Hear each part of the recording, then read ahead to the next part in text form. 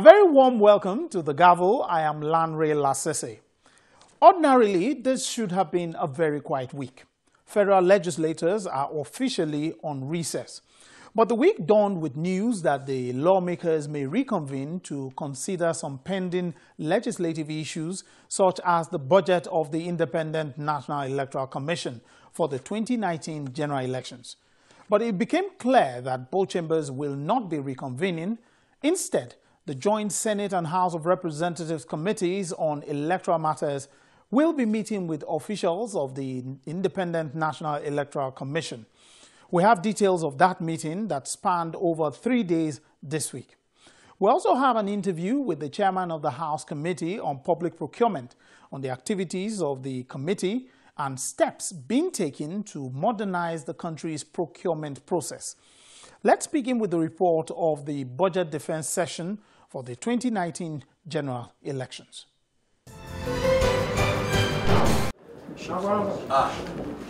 The chairman of the electoral body INEC, national commissioners and officials of the commission arriving for the budget defense session in the House of Representatives. They are meeting with the House Committee on Electoral and Political Parties Matters to defend the over 189 billion naira budget proposed for the 2019 general elections. Our elections is not... The INEC chairman outlined some of the factors which have led to an increase of 69 billion naira, more than the 120 billion naira spent on the 2015 general elections. The first one is you plan an election on the basis of the total number of voters on the register. It was 70 million in 2015. It is now 82 million. The 70 million from 2015 plus the continuous voter registration exercise that led to the addition of new registrants of so far 12.1 million, and that takes us to 82 million registered voters. And it's not over yet, because we have just extended the continuous voter registration to the end of this month. So I'm sure the number is going to go higher. Secondly, you propose a budget on the basis of the number of political parties we have. There is no provision for independent candidacy under our laws. So anybody contesting an election must be sponsored by a political party.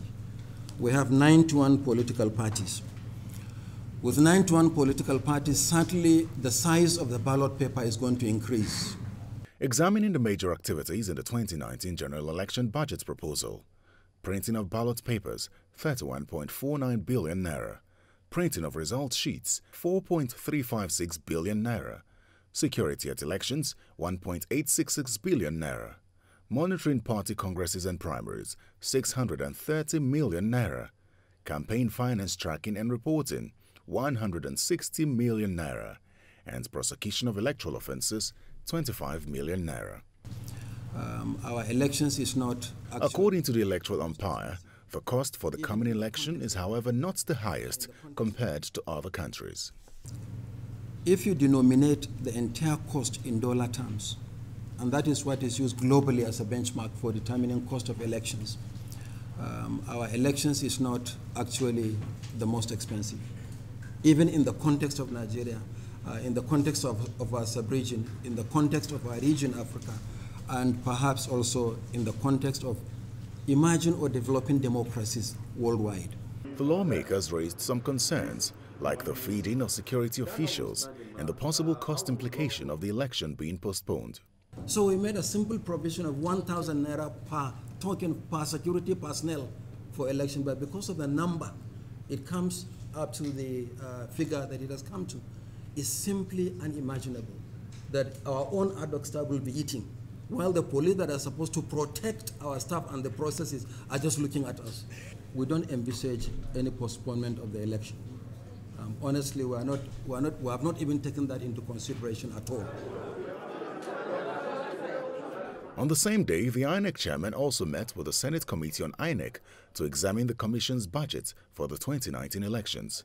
A member of the committee raised an issue of a conflict of request as regards the amount requested by the president and that of INEC. You are presenting to this committee a request, or you're making a budget estimate of 189 billion.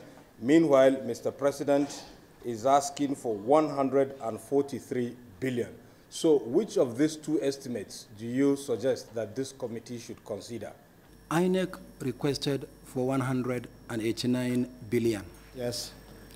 The executive requested for exactly the amount that INEC asked for, only that it has come in two components. Yes. 2018 and 2019. So there is no conflict between what is submitted by the executive and what is proposed by INEC.